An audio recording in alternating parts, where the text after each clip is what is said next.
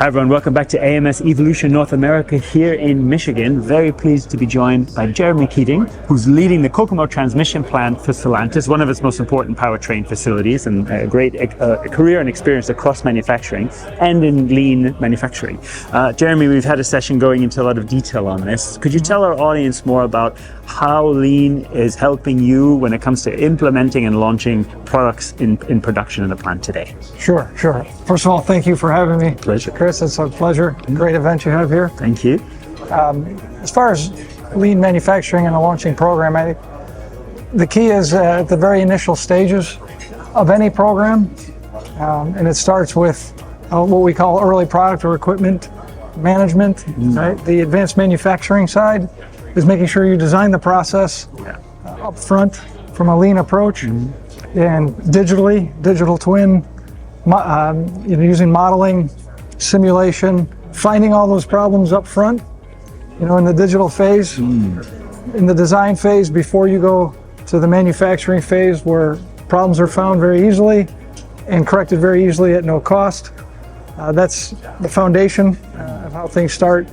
And then obviously putting the lean tools for Stellantis' SPW applications and standards into those designs, all the way again from the manufacturing, the installation, the runoff phase, to then into production. So there's a structure around that ensures that we deliver a lean process and ultimately an efficient product to our customer. So it encompasses the entire scope of leading and launching a program at all facets.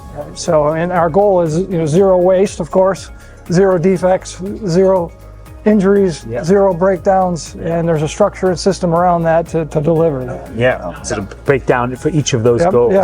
And as an experienced lead auditor as well in Lean, when you start a project, what are some of the specific methodologies you emphasize there on the planning and prep phase? But when you get into things like 5S, value stream mapping, etc., where do you start within the plant in that sense? Yeah, well, it starts with the finance side, to be honest. Okay. Right. Yeah. So looking at the cost, which then should tell you where your waste and losses are. Yeah. So anytime you go into a facility and you evaluate them, you start with how are you doing from a cost performance, and plants need to have a very clear way to measure that. And are we meeting the expectation, the costs? Are we getting better? Typically, we want a 6 to 8 to 10% improvement year over year. Right, so you have to understand where that is, and then where the problems are at, very clearly from that, I'll say cost deployment standpoint, and then that leads you down to looking at where the problems are and where those losses are at, whether they're equipment breakdowns, machine efficiencies, on the workplace side, the material quality defects. Very clearly, you go down those paths, and then you can look and see where the problems are, and then you look at their processes around those, and then you can quickly see where the deficiencies are, in applying lean and using lean. And then usually it gets down to the fundamental basics on the shop floor, even with problem solving, standardization, Gemba processes, people involvement. So you go all the way from the finances all the way down to the shop floor, and looking at the process all the way through. And you mentioned the people side and obviously the cultural aspect of this. What are key ways to bring your team members with you, particularly from the shop floor, union partners, of course? You need to bring everyone with you. And what are some of the key approaches to do that? The key approaches start with communication, of course.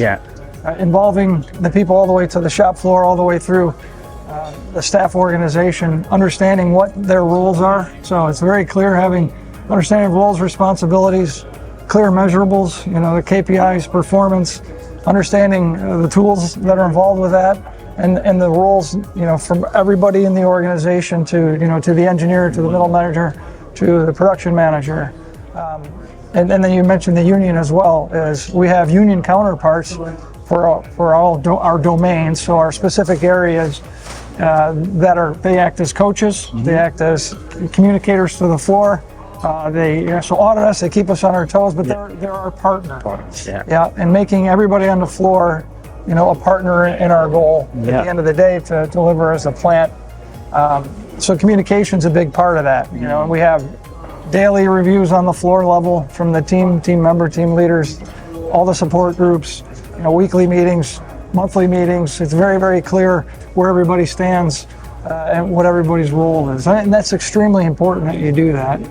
And another great example that we've done with the people and bring them in a launch that we did in the past, we trained our best team members and team leaders to be on the launch team. And they were the experts at the end of the day. And they ended up working with our vendors, our equipment manufacturers, to make sure up in the design phase, like I talked about earlier, that they were designing for lean and for manufacturing efficiencies.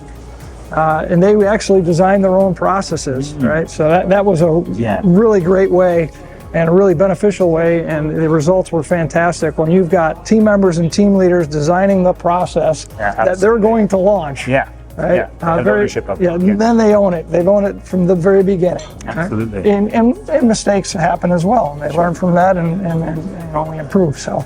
One of the things, if you look at the industry over the past few years, we've seen many disruptions in delivery, supply chain, etc., which has sometimes impact production. Sometimes in the media we discuss this as perhaps we went too far with lean, need to put more focus on resilience and inventory levels.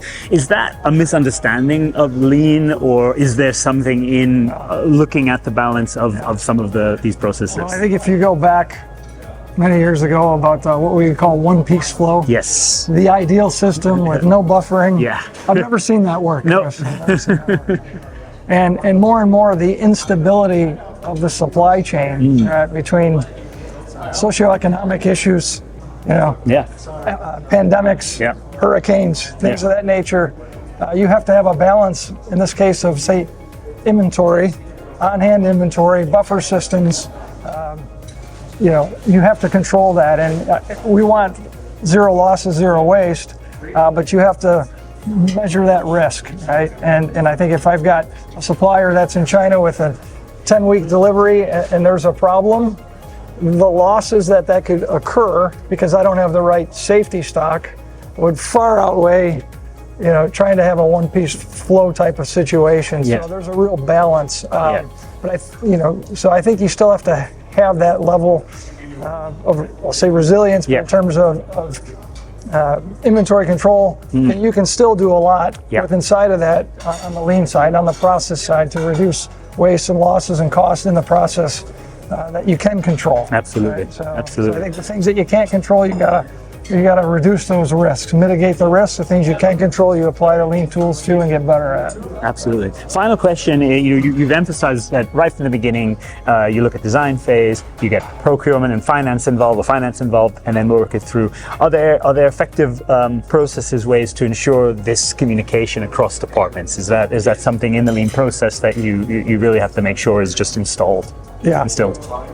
Yeah, and we have, domains, you call them pillars. Every company probably has their version of it. So it makes it very clear what each role and function of the organization play in the system and the process. And as running a plant, learning how to operate and manage your business around that.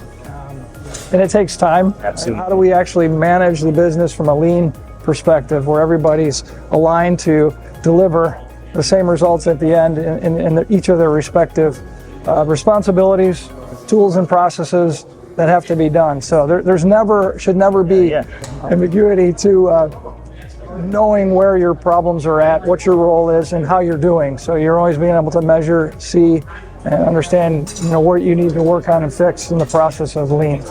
Absolutely. Well, Jeremy, this has been so great to be able to share these insights with our audience. So many opportunities within the lean space. Thank you so much for being here today. It's a pleasure. Thank you.